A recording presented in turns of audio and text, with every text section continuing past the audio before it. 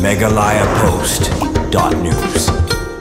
Hakawi ke jingja accident, kawi ke kali Torres, kalak-kalak Humpong, Hausrok ba National Highway 6, kabahapru hakasinong Maudiang Hariboy District, pat kani ke jingja kalaja ta nakadaw, kajing yadom sikurim kibasyong hakate kali. Kani ke jingja accident kali kalaja kapor pra saupo EA, menta ka janmit, hakaba kate kali kabadon yung nomor ML not sau di not like 9 riu, palanya do we urang ba, ubalay syong lang bat kakurim jong bat namar kajing yabitar silok, kate kakurim jong kalatan sendet yu steering kali, haduk ba kate kali, kalalik bantera ia kikenro jong usurok ba, bat kenban kelak Humpong hakate kasrok ba National Highway 6. Katkum ke kubor, naiki briu ki balayu ya kate jingja, kibala persangru banwan banerap, mansai kiti ki arngut sikurim kibala sakut apo kali. Handai tang mario banmi na tega kali, kiti ki arngut sikurim kila petno na kate jaka. Katkum ke jing itu jong kibala sakhi kate jingja kila itu, bagi ti ki arngut ki sikurim kila mensaujur, bat kila petno na kate jaka. Mana kali yang ki pulit ke nongpo polis trafik kila poi kate jaka, bantan ya kate kali, batru mantuet kiti ki arngut ki sikurim.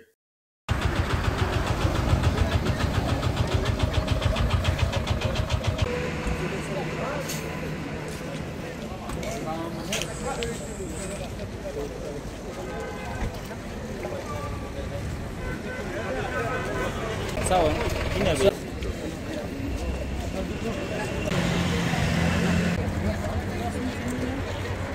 Berapa bu? Berapa lagi? Oh, ini yang mana? Bentuk gambarnya.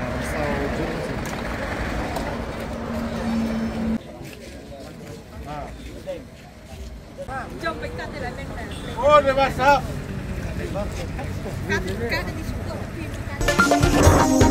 Meghalaya Post.news.